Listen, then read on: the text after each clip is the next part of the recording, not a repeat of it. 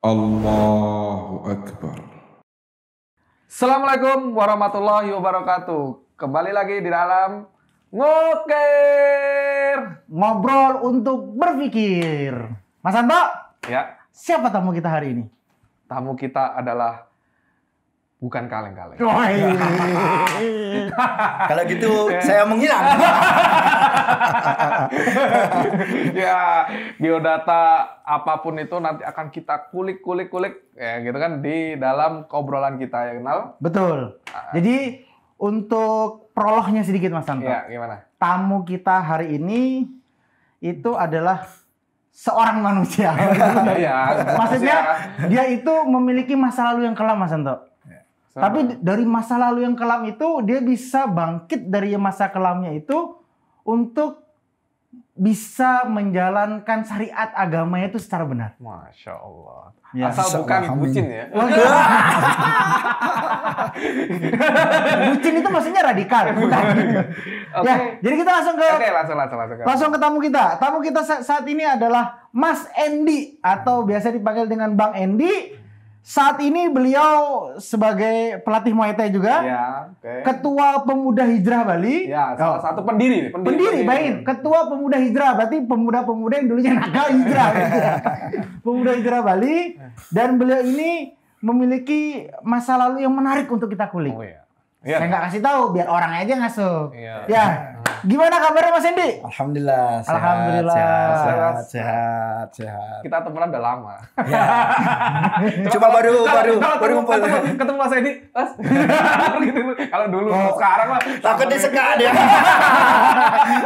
Takut disekat. Tapi bener ya, orang kalau ketemu Mas Endi itu takut. Jangan-jangan aku mau dibunuh. Kalau sekarang takut disusul lah. Bener. Nah, ini tolong di tagline ya. Dulu orang takut ketemu Mas Endi ini, wah jangan-jangan aku mau dibaca. Kalau sekarang, waduh aku disuruh sholat nih. Rapat nih. Nah jadi biar lebih biar lebih terurai, kita langsung tanya Bang Endi. Nah, Bang Endi, berdasarkan cerita yang kita sampaikan tadi, ada masa kelamnya Mas Endi sampai Mas Endi bisa memutuskan untuk saya keluar deh dari masa kelam itu. Nah, bisa nggak Mas Endi ceritain masa kelamnya itu kayak gimana sih Mas? Ya, bismillahirrahmanirrahim. Assalatu wassalamu ala rasulillah amma ba'd. Ya, waktu itu memang kita ini terus terang terlahir di dunia yang kejam ya. Lingkungan yang keras. Itu maksudnya mafia brother. Gimana? Kadang-kadang kita kan mengalir kehidupan kita itu karena kita tidak punya pilihan. Ya kan? betul. Kita tidak bisa memilih sesuatu hal yang baik dan yang buruk. Itu memang makanya ya para orang tua tuh harus benar-benar mengawasin anak-anaknya ya. Karena kita tidak tahu mana yang putih, mana yang hitam. Ya mengalir saja. Berantem tiap hari. Itu ya. sejak kapan Mas? SD, SMP? Kalau boleh jujur sih dari TK ya. Dari lahir.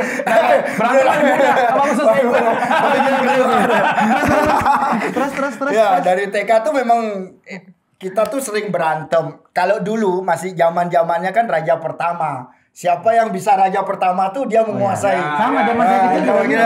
Ingat ya? Berantem pokoknya jago-jagoan. Nah, TK, SD gitu, SMP, SMA udah mulai. Itu di Bali semua?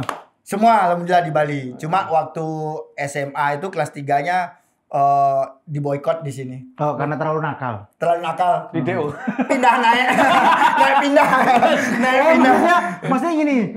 Kamu kalau tetap sini nggak naik, tapi kalau kamu pindah naik. Boleh, betul. Gitu loh. Iya, Dulu kan betul, istilahnya kan betul, gitu kan. betul, ya. Naik pindah naik. Jadi Itu naik semua pindah gitu. karena berantem.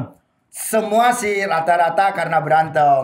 Karena berantem. Dulu memang hobi banget berantem. Ya akhirnya suatu saat ya bertemu akhirnya ya teman-teman yang lebih ini brutal. ya. Levelnya naik. Brutal lebih naik. lebih brutal. Ya. Akhirnya ya mulai pakai sajam. Oke. Dari tangan kosong Tangan kosong ke sajam. pakai sajam. Terus. Udah mulai. Udah ada darah dong di Udah sini. darah ya kan udah mulai main darah ya. Terus. Dulu ya terus terang kita dulu sedikit-dikit main tusuk kita. Ada orang ngeliat kita nggak suka tusuk. Nah, itu Tuh alasan. kan bener kata aku tadi kan. Nih, alasanku. Toh, Mas, Mas. Oke. Bener, dulu Terus, kita terus. kayak diktator gitu ya. Kalau kita memang dipandang, Nggak enak kita nggak gitu. suka, kita marah. Iya, iya. Sebenarnya ngapain juga melakukan hal tersebut kan gitu kan? Tapi dulu nggak mikir gitu. Nggak mikir. Kalau sekarang ada orang yang seperti apa lo pandang-pandang, kalau nggak mau dipandang di hutan diem. Betul. Itu berapa Tarzan? Tapi kalau Andy yang dulu digituin ditusuk. Ya dulu memang kita dikit-dikit nusuk.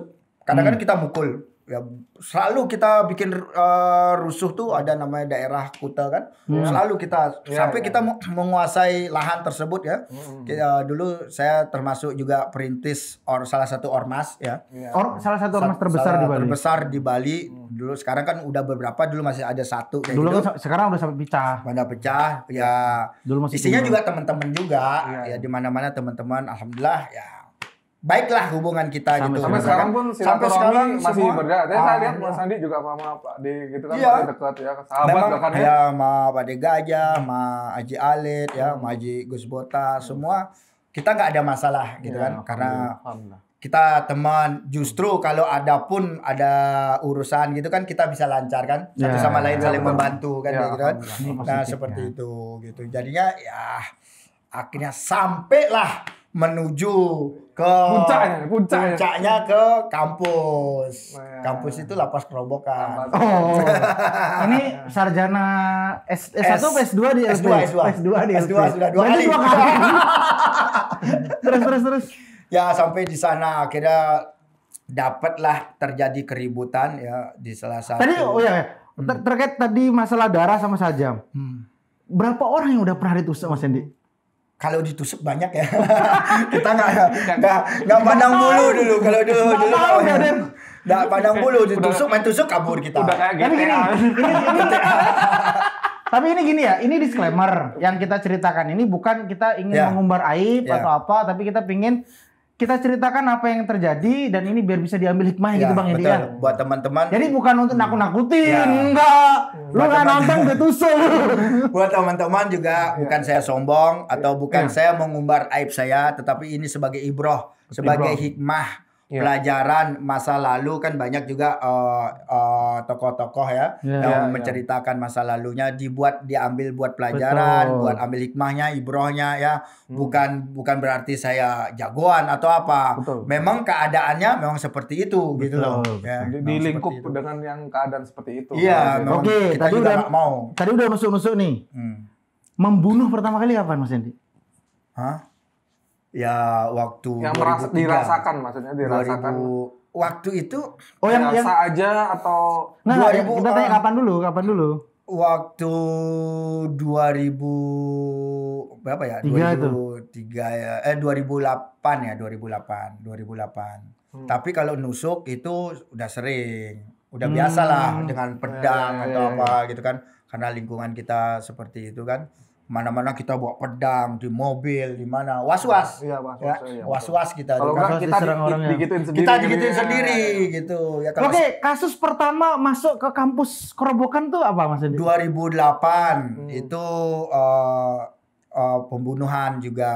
pembunuhan tentara di Itu 2003 2004. ya itu sangkaan ya gitu kan, karena Ya. kita kan banyak orang kan, Ini orang. banyak orang diduga Ya karena sangkaan. itu maksudnya tuh secara hukum tuh pelakunya itu secara real belum temu Belum karena emang bareng-bareng. bareng-bareng. Itu emang susah kalau dalam hukum itu susah. Susah ya. Susah. Bagaimana Pak pengacara? Kita sekarang yang ngulik dia. Nah, kita fokus ke Mas Andy. Terus gimana kisahnya di Kerobokan Mas Andy? Ya, waktu itu 2003 itu sebenarnya kayak kita rame-rame juga sama-sama anggota-anggota ya, sama petinggi-petinggi salah satu ormas tersebut. Akhirnya nggak ada sedikit pun untuk bertobat karena masih enak. Nah, gini, maksudnya enaknya gimana? Itu udah enaknya gimana gitu. Ya, mungkin antum belum pernah merasakan seenak itu. Maksudnya di jalan dunia hitam ya. Antum Berada di puncak gitu ya. puncaknya itu. Antum tiba-tiba semua orang mengenal antum. Sindrom Mas ya, sindrom ya. Sindrom gitu ya. Star syndrome. Start syndrome ya. Udah. Terus? Semua mengenal antum. Fasilitas antum dapat. Ya. Mana-mana privilege free. dapat. Antum kemana-mana makan free. Ya. Orang nggak berani minta. Kalau itu gue belum bayar. Seperti itu. Terus kita waktu masuk ke penjara, ke lapas Kerobokan tuh, semua orang yang kurang lebih tuh 900 orang yang kapasitas itu semua menyambut kita. Tuh bayangkan tuh, Raja pernah disambut semua segitu nggak kan? Ini baru Dan dia nyambut napi, men. Iya, penjahat semua lagi kan? Iya. Semua segan sama kita. Dia pikir gini, weh, rajaku datang nih. Iya emang bener. Jadinya kita tuh dijadikan kayak Idola gitu, Pak. idola sama mereka. Iya. Dan kita tinggal perintah aja. Dulu nih, Iya. kalau waktu saya mau tidur, itu 4 orang yang mijet saya kalau mau setiap tidur. Lebih nikmat di penjara. Tuh kan? Gimana? Gimana? Mau tidur itu tangan kanan, kiri, kanan. Ya. Itu setiap hari sampai saya tidak merasakan nikmatnya pijetan itu karena tiap hari. Ya. Biasa aja lah. Biasa aja. Iya. Akhirnya saya tuh kepingin kebiasaan disentuh saya tidur. Nah terus terang waktu ya tahu sendiri kan. Kalau di lapas itu banyak orang, banyak yang paduan suara. Kagok. Oh, masih ngorok. Ya. Saya termasuk orang yang tidak bisa tidur karena mendengar orang yang ngorok gitu. Makanya saya duluan habis Isya ya. Ini belum ini ya, belum tahu Isya. Belum tahu Isya dulu. Makanya Gelap aja. gelap. Karena sudah gelap, tidur duluan gitu. Seperti itu. Seperti itu. Ya, terus terang sih udah mengalamin puncaknya maksiat, udah mengalamin puncaknya kesenangan dunia seperti itu gitu. Waktu 2003 itu. Iya, oke. Jadi tapi kan pernah kan Mas Edi dulu cerita sama saya dulu waktu kita ngobrol tuh kan Mas Edi pernah di penjara itu yang satu pubuh aja itu. Oh iya. Itu gimana Mas? Sampai kelaparan lihat bakso itu keren itu gimana? Itu sebenarnya waktu kasus kedua itu. Ya, Itu kasus kedua 2000. Itu pembunuhan juga. Pembunuhan di salah satu klub lah yang klub ternama, malam. klub malam di Kartika Plaza. Ya. Akhirnya saking mungkin polisinya enak juga ya lihat kita ya. Dibilang teroris lokal kita. Labelnya men, Labelnya ngeri itu. Kita dibilang teroris. Saya terutama saya teroris lokal. Akhirnya saya pribadi dikirim ke Brimob. Itu Brimob Pak? Ya, sel Brimob. Oke. Sel Brimob itu terkenal sel tikus. Betul, ya. Jadi emang dia ya untuk anu lah. Emang Nah, kalau sel tikus di LP. Di LP yang... Kalau ini dia sel cuma khusus kita aja kecil lah ya untuk tempat tidur kita nggak sel tikus. Kalau sel tikus itu dia satu badan. Jadinya buang air, makan di sana, itu bayangkan 1 orang. Masih mending. Kalau 3 orang, gimana itu kan? Sesaan gitu. Tapi alhamdulillah karena kita punya, karena kita king. ya karena king Masih terfasilitasi. jadinya hal tersebut tidak terjadi pada saya. Oke. Tidak terjadi. Waktu itu memang di Brimob itu, wow, makanan itu tidak boleh. Ada jadwalnya. Pagi sama malam. Paginya itu jam 8.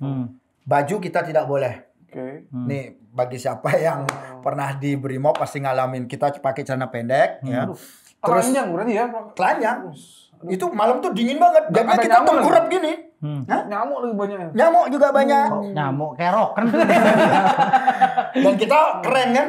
Begitu tidur dijagain sama polisi. Pakai senapan. Gimana bayarnya tuh kan? Kenapa yang AK-47 lagi? Itu tidak bisa dapat di mana kecuali Anda melakukan sesuatu yang ditahan di Impostor. Lanjut. Nah, itu dia. Akhirnya dikasih 2 pilihan. Mau buku agama atau buku porno. Wis. Ngeri, Ini pilihan hidup pertama. Pilihan hidup pertama. Gitu pilihannya. Langsung hitam putih gitu. Akhirnya saya bilang, ya udah saya pilih buku agama. Akhirnya mulailah saya belajar sholat. Kalau boleh tahu buku agama apa? Ya buku tentang agama.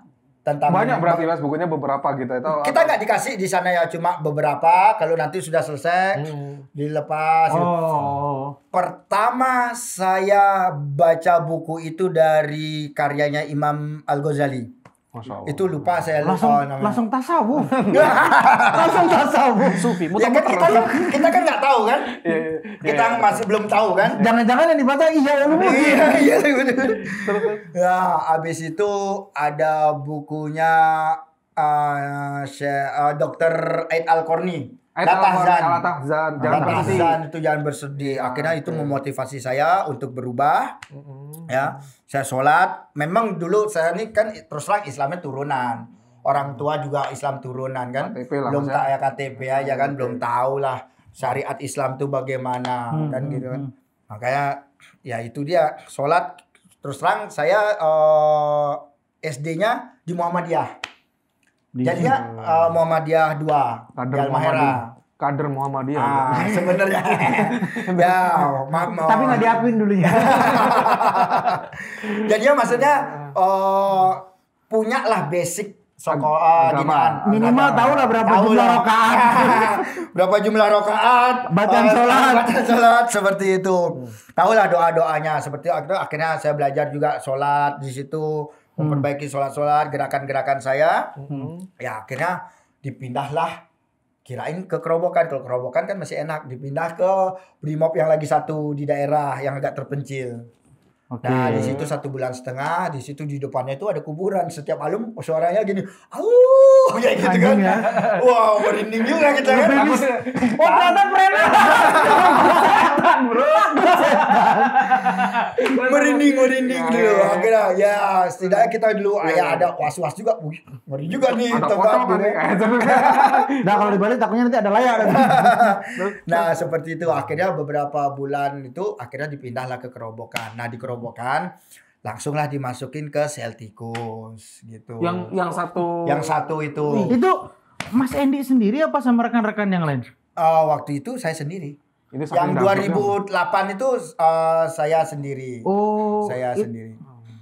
Saking dableknya itu udah kayak gitu ya. Iya. Itu gimana Mas rasanya bener-bener akhirnya karena saya sudah melakukan. Gimana rasanya mencium air urin sendiri? Waktu itu kan karena kita kan sudah ngelakuin sholat ya. Sholat gitu ya. Saya terus terang nih. Ngaji saya tuh di LP bisanya. Baca Al-Quran. Baca Al-Quran. Ada yang ngajarin di LP. Ada yang ngajarin di LP. Itu saya baru baca Al-Quran. Makhraj tajwid itu baru di LP.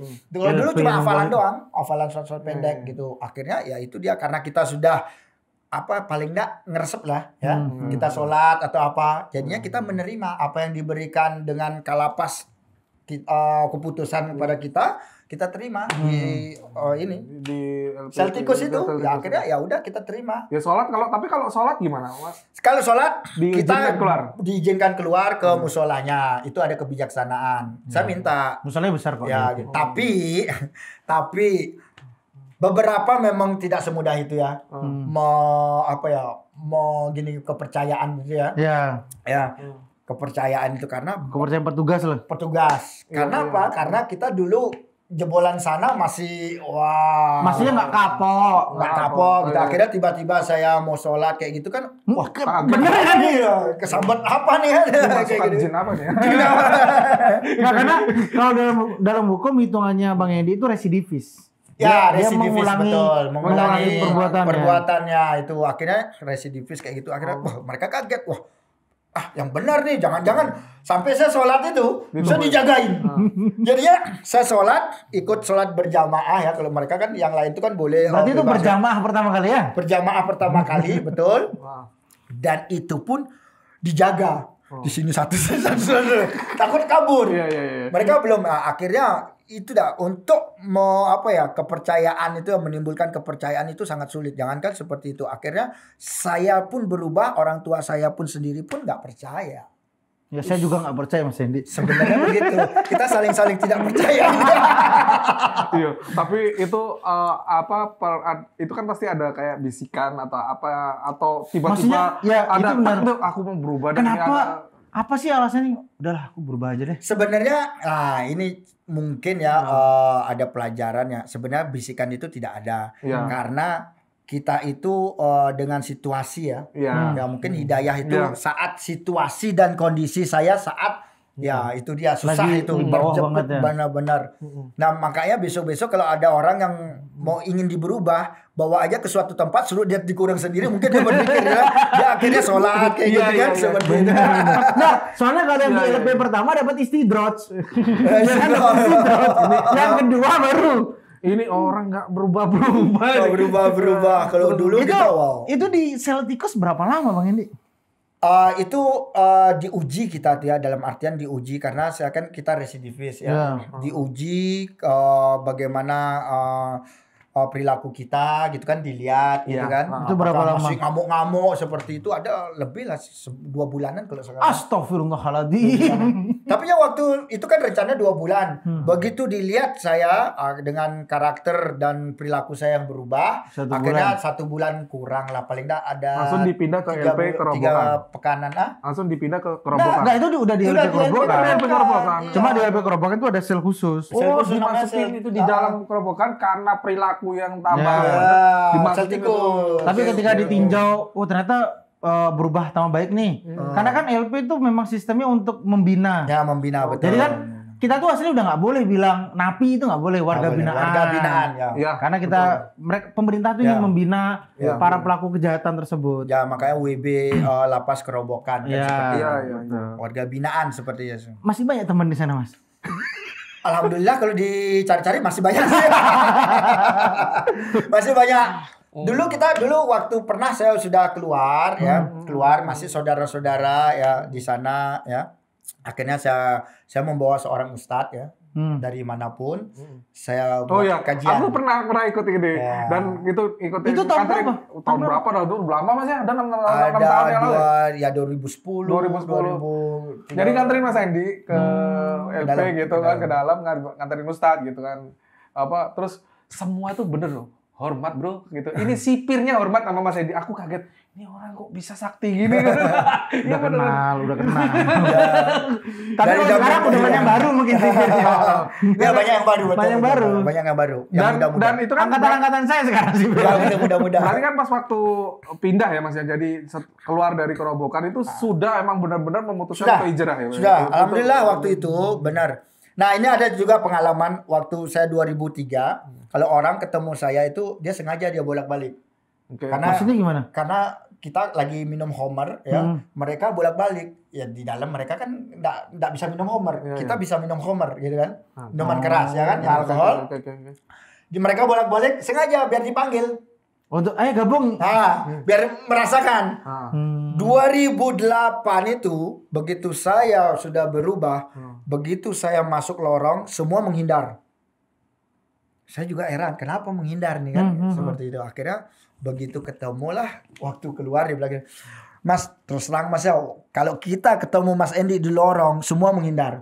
Makanya begitu saya ke musola itu ya, sepi semua di jalan. Kenapa? Mereka takut dia suruh sholat.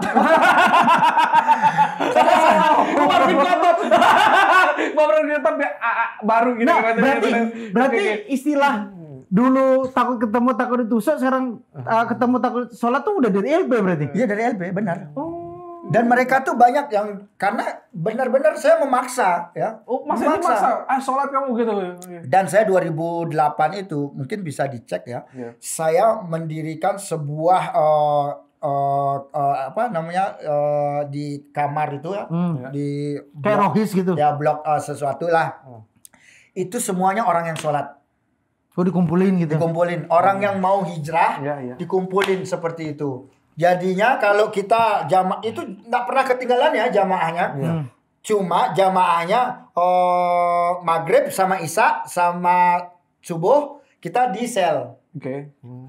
Ya, duhur asar kita di luar di musolanya. Nah, seperti itu. Jadinya semua banyak orang yang alhamdulillah ya mereka ngambil Bang Endi, Mas Endi, Beli Endi sudah berubah. Wah, kita juga harus menyusul. Banyak orang yang menyusul. Alhamdulillah. Sebabnya ya seperti itu. Karena perilaku saya tunjukkan gitu loh. Akhirnya dengan terus ke masjid, ngaji gitu kan. Jadi yang di dalam kegiatan di LP masih kan? Iya betul. Itu hidayah itu lahir karena takut mati itu gimana sih Mas? Sebenarnya enggak takut mati ya. Atau jenuh sudah dengan... Ya antum coba bayangkan antum di ruang yang sendiri ya, nggak bisa antum nggak bisa komunikasi, nggak bisa ngapain. Iya. Apa yang antum harus lakukan? Mendekatkan berkomunikasi diri. kepada Allah ya. Itu dia. Iya. Itu. Iya, iya. Ya kalau antum masih di luar masih lihat ini masih gitu. Benar. Coba antum sudah sendiri, antum mau ngapain? Akhirnya wah saya jenuh ya. Iya. Antum menunggu Ada besoknya handphone, lagi ada besok handphone lagi. nggak boleh bawa handphone kan di dalam. Betul. Lama jenuh. Akhirnya apa yang antum lakukan? Sholat ya, baca Al-Quran, baca ini ya hurufnya ya, bukan Arabnya ya, karena dulu belum bisa kan hurufnya, terus baca-baca buku agama. Disitulah akhirnya masih terngiang, akhirnya sampai keluar pun kita perdalam ya, menghadiri majelis-majelis ilmu kayak gitu ya, bertemu teman-teman yang benar-benar soleh kayak gitu kan, dikumpul dengan remaja-remaja masjid. Akhirnya ya itu dia. Semua tergantung lingkungan, bro. Masya Allah. Semua tergantung lingkungan. Karena kita di posisi Bang Endi belum tentu bisa seperti Nggak itu. bisa. Ya. Dan tentu karena kan hidayah itu kan tidak jadi. Mas Endi ini dikejar sama hidayah gitu. Iya. Sama dia. Berarti semakin Allah tuh lari. sayang sama antum, Mas. Alhamdulillah. Nah, ini sampai cacat nih kena ya, jahitan di sini juga 21 jahitan ya. Syukurlah. Alhamdulillah. Akhirnya Enggak saya mati kan. ya sampai mati dan akhirnya berpikir ambil ibrahnya itu kematian itu dicari, nggak dicari nanti datang sendiri. Jadi nggak perlu takut. Akhirnya kencang tauhidnya tanpa disadarin kan seperti itu kan. Justru tambah menancap ya. Nancep akhirnya belum belajar tauhid, akhirnya udah menancap tauhidnya di dada kita gitu loh. Ya, akhirnya seperti itu gitu. Masya Allah. Perjalanan. Nah, terus akhirnya sekarang kan Mas Endi sebagai foundernya Pemuda Hijrah Bali ya. Ya, Nah, itu kan alhamdulillah. itu tujuannya untuk mendirikan Pemuda Hijrah Bali itu apa visi misinya tuh aku harus Ya. Maksud dan tujuannya lah. Ya sebenarnya kan teman-teman banyak kan yang hijrah gitu kan. Ya. Atau ngumpul ngobrol-ngobrol seperti itu kan, akhirnya daripada kita ngobrol-ngobrol yang nggak ada wadahnya kan. Akhirnya kita bikin nih gimana nih ada mau dibikin Pemuda Hijrah Bali gitu kan. Ya, oke. Antum lah sebagai ketuanya. Waduh, Ana dibebankan itu berat banget kan. Ana juga nggak minta jabatan itu, tapi semua teman-teman meminta supaya dibimbing ya. Karena dulu terus terang jenggot Ana ini panjang. Iya. Panjang. Ya, ini kemana-mana pakai gamis dulu. Udah agak kecil. Karena dulu, Udah kayak kecil. dan dulu bro, ini masih yang masih inget saya nih mas, karena dulu pertama kali keluar dan itu pertama kali hijrah mas, kalau nggak salah awal-awal itu, Mas Endi itu ngelihat orang rokokan di masjid dipukulin bro. Gimana tuh ceritanya? Ya itu dia. Ya dulu sebenarnya itu masih lagi streetnya. Ini karena dulu sekarang ini dipendekin karena gatel ya. Gatel ya. Kalau Ya, gini gatel, nggak tahu ya. Saya juga agak kurus makanya gatel sama. Gatel gitu. Karena Dulu sering kepingin- olahraga Keringat, gitu, biang Mas, ya. keringat. Oh, sebenarnya pertama waktu main jet ski itu nggak pakai sunblock. Ya, itu kena air asin Oh, gitu iya, kan. iya, Nah, iya, gitu. iya. Yang kedua, kita tidak mensyukuri nikmat Allah, dikasih jenggot yang sudah bagus. Maunya yang lebat. Iya. Akhirnya pakai Obat. Pak Doyo itu. ya apalah gitu namanya kan. Semacam itulah. Nah, ini juga pelajaran ya. Padahal buat bagus yang- loh sebenarnya ya. jenggotnya. Dulu bagus, masih segini. Akhirnya maunya kan lebat yang kayak Arab. Akhirnya dikuris lah semua, diisi iritasi, gatel. Ya. Sedikit sekarang kayak gitu udah gatel, mau putih-putih kayak gitu seperti itu. Ya akhirnya memang qadarullah segini aja dulu kan gitu. Ya ada ibrah yang diambil, kita selalu mensyukurin lah. Mau ada satu helai ya segini, itu harus disyukuri, nggak perlu pakai gimana. Nah habis itu dulu kita kan masuk banyak panjang nih kan, datanglah ini ngerokok di dalam masjid. Di Salah dalam satu atau di masjid. teras? Di terasnya, ya di teras lah. Maksudnya di lingkungan Ada beberapa memang di lingkungan di teras, ya kan. Yang sebenarnya itu kan tempat suci ya. Ya. Itu Saya juga rumah nggak suka Allah. sih ngeliat orang merokok di masjid. Ya boleh lah ngerokok. Karena dulu saya ngerokok, saya berhenti. Saya tidak mau membenci apa yang dia lakukan. Karena saya pernah ngerokok dan berat sekali untuk lepas. Iya, Mas. Sangat-sangat berat. Nah itu dia. Akhirnya saya tanya loh. Terus mau kamu apa? Ditantang. Loh. Akhirnya begitu kita pukul kayak gitu kan. Paku. Akhirnya baru dia sadar. Sampai pernah ketemu nih orang di kuburan ngelihat ya. Dia ngerokok. Langsung dimatiin sama dia. Aduh. Dimatiin. Saya dekat langsung bilang gini. Nggak apa-apa ngerokok di kuburan itu terserah antum lah gitu kan. Oke. Ya seperti itulah akhirnya kita dakwahkan lah bahwa memang rokok itu memang tidak bermanfaat ya seperti itu. Kita terlepas dari haram makruhnya itu tapi ya memang tidak ada manfaat dari sebuah rokok itu gitu. Iya. Jadi itu awal-awal maksudnya Mas tuh masih emosian atau? Masih emosian sangat pokoknya yang tidak sesuai dengan ya mungkin karena baru-baru belajar ya. Yang tidak sesuai dengan syariat sikat. Oh itu maksudnya sumbu pendek. Nah, sekarang sumbunya udah agak panjang gitu. Sekarang lebih wide dan lebih kalau nasihatin anak tuh bro, toh jangan begitu, begini. Itu sekarang wise Mas. Sekarang beda banget kadang-kadang. Ya, karena mungkin kita semakin sering belajar ya menghadirin kajian-kajian atau duduk di majelis ilmu itu mungkin kita semakin dewasa ya. Betul. Ya. Betul. Dengan gimana menyikapi khilafiyah ya, furu'iyah lebih ya. bijak lah. Nah, lebih bijak lah seperti Betul. itu. Nah, tadi terkait pemuda hijrah Bali. Ya. Tahun berapa Mas Yandi itu? Itu kalau nggak salah ya, saya juga lupa sih. Ada 2 tahun lalu kalau nggak salah ya. Kalau nggak salah ya. 2017, 2018. 18 ya, 18 atau 19 ya seperti itu. Akhirnya kita diminta seperti itu. Kita visi misinya fastabiqul khairat ya. Fastabiqul khairat ya, berlomba-lomba dalam kebaikan. Bisa jadi ini bentuk tindakan bayar hutang Mas Yandi. Dulu menebar kebencian, sekarang kita coba untuk menebar kebaikan. Tinggal di switch aja ya, on off-nya ya. Dan maksudnya biar nanti di Yaumil Mizan nggak bingung. Timbangannya. Nutupin. Benar. Mas Awal, jadi perubahannya Mas Edi itu sekarang tuh kalau yang saya kan kenal udah lama sama Mas Edi itu dari dulu mencari kajian pasti sampai ke Malang. Wow, betul. Haus ilmu. Itu kita, aduh, Mas Edi ini yang udah kayak gitu loh. Sekarang perubahannya tuh Masya Allah gitu kan. Dari yang jadi dulu, bukan biasanya tapi agresif gitu. Kayak nangkep bener ilmu nah, gitu. Jujur untuk saya pribadi, saya bukan hanya sekedar hijrah ya, dalam artian yang duduk di kajian terus tidur kayak nggak seperti itu, tapi benar-benar di mana ada kajian, di mana ada majelis ilmu, di situ saya kejar dan memang benar-benar menyimak ya. Karena waktu saat ustadznya itu memberi tausiah atau gitu, kita begini tuh meja itu digebrak. Brak! Wah, banget gitu. Bisa Jangan tidur, bangun. Apa yang Anda dapatkan begitu Anda sampai di majelis ilmu, di kajian ini Anda tidur, pulang nggak dapat apa. Betul. Ya kan?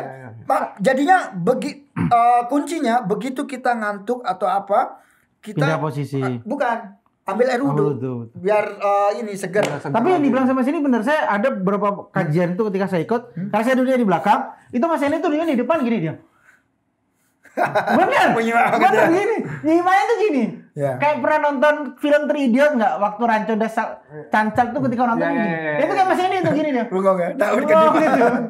Ya kalau sekarang kan banyak yang main handphone, kan? Banyak yang main handphone, terus ngobrol gitu. Ya mungkin ya tergantung ustadznya ya, karena banyak ustadz nih, mungkin juga saran ya buat ustadz ini yang terlalu menyampaikan materi tetapi tidak mentarbiyah jamaahnya.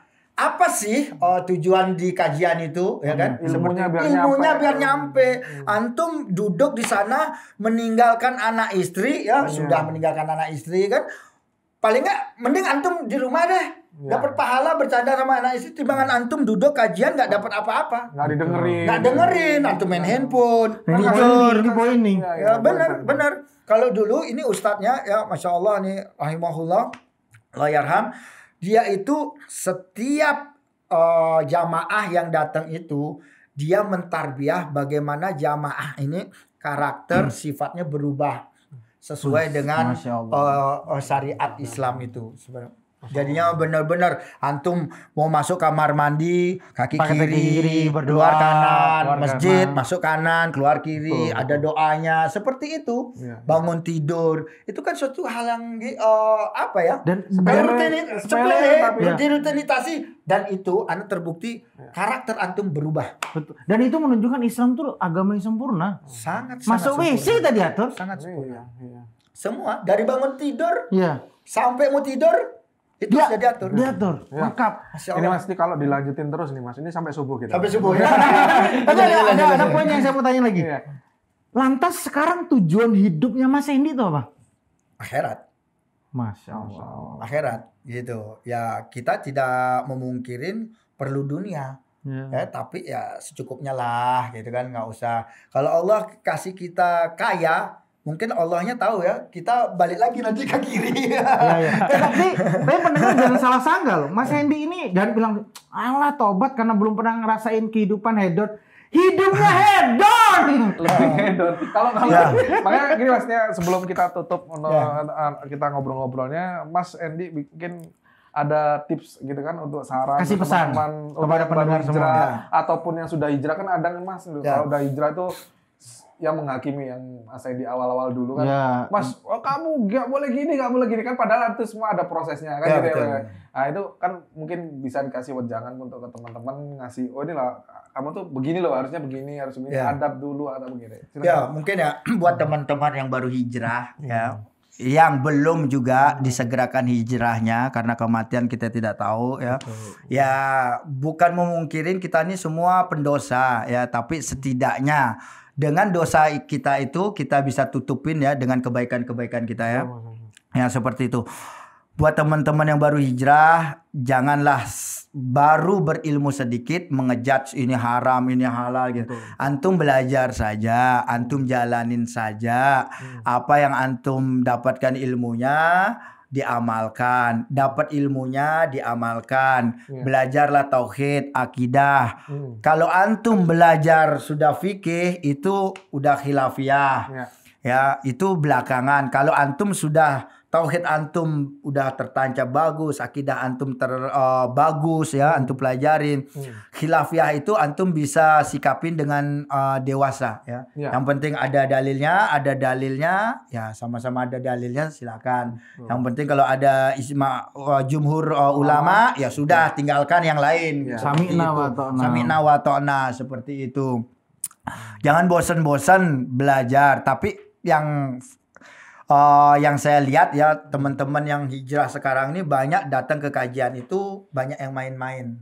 Yang main-main, main handphone, bercanda, menghargai ustaz, ya tidak menghargai ustadznya. Kesian ustadznya ceramah, dia bikin majelis di belakang ngobrol. Dan lebih parahnya mendebat ustadz. Itu ustadznya dibilang wah ustadznya goblok, waduh siapa dia gitu, ngeri banget kan.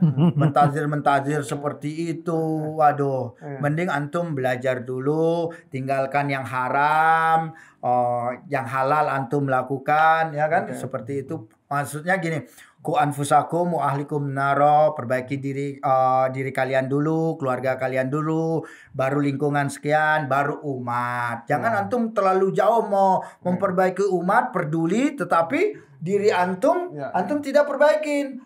Anak antum belum berjilbab, tidak bisa ngaji, istri antum masih belum tahu syariat, itu nggak baik itu seperti itu. Paling enggak lingkungan keluarga kita lah dulu ya.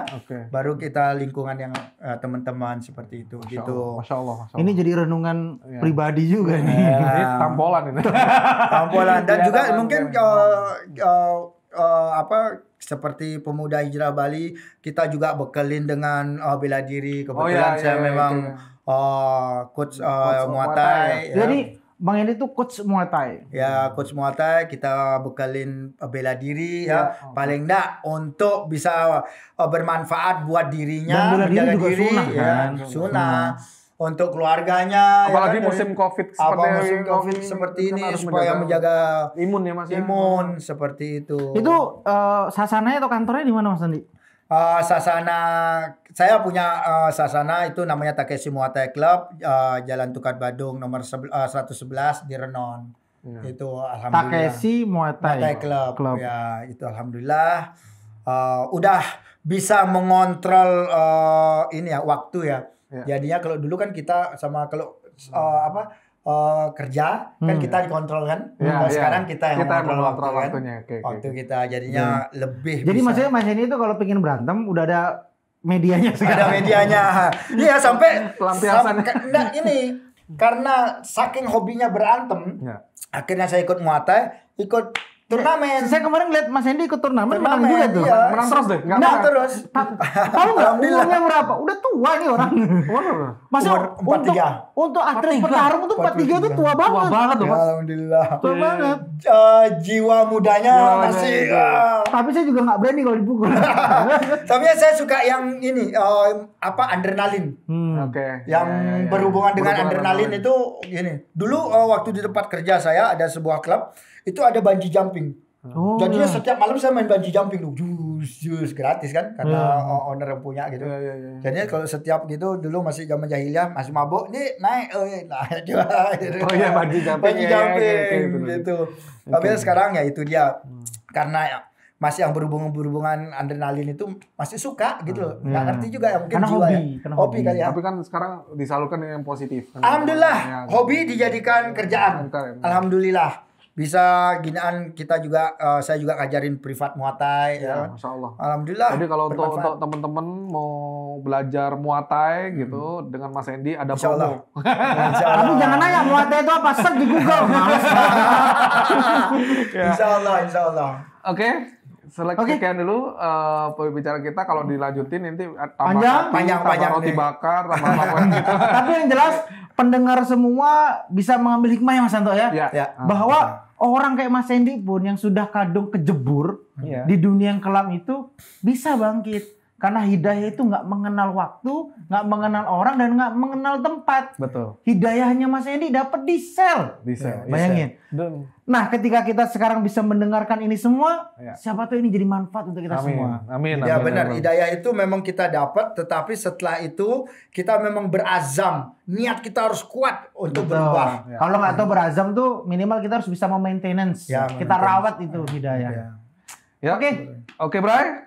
Assalamualaikum warahmatullahi wabarakatuh. Waalaikumsalam warahmatullahi wabarakatuh. Assalamualaikum warahmatullahi wabarakatuh.